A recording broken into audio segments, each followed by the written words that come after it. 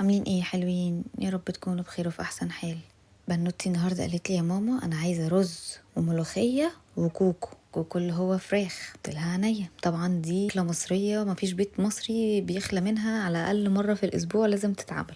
كلنا بنحب الاكله دي جدا وكلنا بنعشق الاكله دي. طبعا الاكله سهله وجميله وما فيهاش اي حاجه وموضحه نفسها في الفيديو، بس انا بقى عايزه اتكلم معاكم في حاجه يا حلوين. الحوادث كترت قوي قوي الفترة دي والأيام دي. صاحبوا ولادكم وقربوا منهم وتكلموا معاهم، اسمعوا لهم وما تستهونوش بأي كلمة ممكن يقولوها. ومش هينفع نقول زي زمان ده طفل فكبر دماغك. لا، هو الجيل بقى جيلهم والدنيا بقت دنيتهم هما. فرجاء من كل حاولي تقربي من طفلك وتصاحبيه وتوعيه وتنصحيه. وليش ده لسه صغير انا هقوله الكلام ده ازاي؟ لا، قولي ووعي وانصحي وتكلمي وما تقوليش ده لسه صغير. حاولي توصلي المعلومة بطريقة مش مباشرة. وهم ما شاء الله الأطفال بتاعت الجيل ده أذكياء جدا وهيفهموا الكلام حتى لو بالمداري. هم كده كده هيفهموا كلامك وهيفهموا انت قصدك ايه كويس جدا.